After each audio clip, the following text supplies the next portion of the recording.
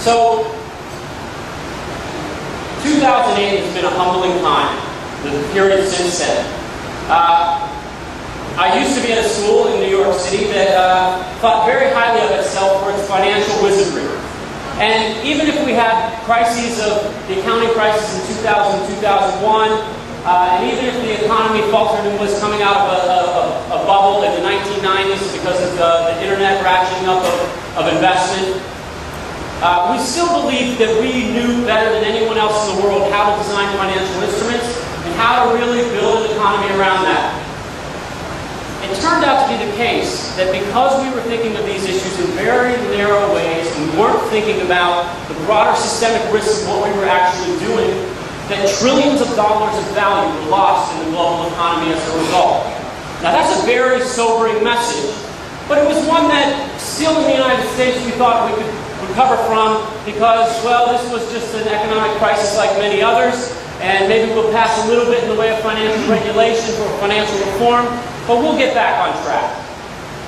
Of course, when things are going bad in the United States, we like to point our fingers, right? Anytime we're in a recession or anytime we're struggling, we don't like to point our fingers, and usually we point our fingers in the direction of Asia. We say we have these trade imbalances, we have these surpluses in imports coming in, and it's really unfair, and mostly it's happening because these countries, China specifically, but usually the finger is cast all very broadly, that currency is being manipulated, currency is being held down to make it cheaper to export, and that's really the source of our woes. Right? Now, that's a very interesting take on what actually goes on, and the interesting thing about my own work is I like to think deeply about what we can learn from Asian economies. So it's been an interesting case being a China scholar over the last 10 years, because China was sort of, we could explain China's economic prowess by two simple facts. Right? China was lucky because it wasn't as industrialized as Eastern Europe and Russia, and so it was easier to make the transition to an industrial economy, and there was a very deep, cheap labor pool.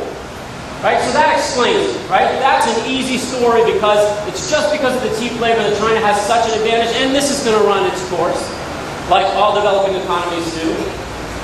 And so that's really that we kind of mollified ourselves in thinking that that really explains what's going on in the global economy.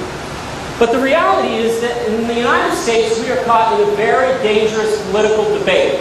One that basically takes the position that markets are the true magic of innovation, and if you just step aside, get the government out of the way, step aside and let markets work their magic, we will be able to have the best economy, the most innovative economy that will survive and thrive and flourish in the global system.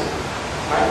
And this view is simply naive. And here's where I like to think about what has actually gone on in places like China and South Korea, and the fact that we should be so fortunate as to be able to learn from what's actually happening in economies that are much more adeptly and thoughtfully guided by a state. Right? So states and markets aren't systems that should be in opposition, they should be working hand in hand. Right? So let's take a couple of examples. So there's the story of China, the deep, cheap labor pool exporting their way exporting their way to economic prosperity. That is only a very small part of what's actually going on in China. Think, for example, about the issue of sustainability. In the United States, we've been wringing our hands for the last about year because China has suddenly sped ahead of the United States in clean, renewable energy. Right? China is right now leading the way, China and Germany, in clean technology. Right? And in the United States, we're struggling over this question. All the venture capitalists are saying, why is China killing us in the area of clean technology? This is our turf. We're the most innovative economy in the world. And in fact, in September, the United States Steelworkers Union even filed a suit against China with the WTO for unfair labor practices. Well, it hasn't actually gone up, but they filed it with the Department of Commerce in the United States for unfair labor practices because they want to say any state that's subsidizing industry is a bad and unfair state. Right? And this is absurd. This is a ridiculous way of thinking. The only thing that we can think about is that we wish venture capital would come in and build this industry, and venture capital is sitting on the sidelines. Because you know what? It takes about 30 years to build a viable industry like this, and venture capital wants 7-year exit strategies, right? And so what do you have there that except a government and a group of people who are concerned over the fact that unfair practices are happening when what they should be doing is learning how to coordinate the economy. Take a second example. I was just speaking with Jay over dinner about how interesting it is that Korea suffered in the Asian fiscal crisis of 97, 98. Right? That was a really hard time for South Korea. Right? But what happened this time? What happened in 2008, 2009? South Korea has been one of the most impressive stories of weathering the storm that has been the global fiscal crisis. Why? Because the government actually learned lessons from the Asian fiscal crisis in 97, 98 and didn't repeat the same mistakes. The currency reserves were up. A lot of the industries had actually gone through a process of industrial upgrading, so that if you take a example like Hyundai, there is an organization that I think is fascinating because we have watched the evolution of that product line. Right? We have watched the industrial upgrading that is so impressive that you can only see it in examples in places like Germany. And so here again, we sit on the sidelines in the United States and we say, what's wrong with the markets? And it must be the fault of everyone else.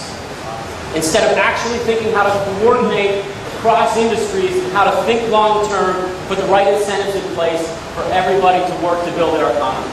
So the main message that I would like to take to people often is that when we look at Asia, we should be learning about how to build better market economies. Right now in China, that's an interesting mind bender, because how is it the case that the largest communist society in the world could be outdoing us in capitalism? But it is. But I think another interesting case is really South Korea. And so it's a wonderful opportunity for me to actually be a part of a conversation and be in dialogue with a bunch of alumni who are here and know more about this economy than I do, and allowing me to sit down and talk with people and really learn as much as I can through that process. Now the final message that I like to always emphasize with respect to these issues is that I hate the saber rattling that goes on from Washington, because there are no two ways about it. Our economies, the U.S. and Asia, the U.S. and China, the U.S. and South Korea, we are fundamentally interdependent. There is no way we can go back on that. Right? In the case of China, China's been very strategic in building up its foreign reserves to create that kind of political interdependence. Economic interdependence leads to political interdependence. But China has a long-term strategy with that, with Taiwan. They've done a similar thing with Tibet, and so they build these economic interdependencies to make political problems go away. But I think the same can be said in many ways for South Korea. Those trade imbalances are not a threat for us. They create the interdependency that means that we are fundamentally one set of nations that are allies and need to constantly be working together. So I was very gratified when the G20 happened here, because I actually think that it really places the right set of values and the right set of countries at the center of this conversation. So without further ado, I'm going to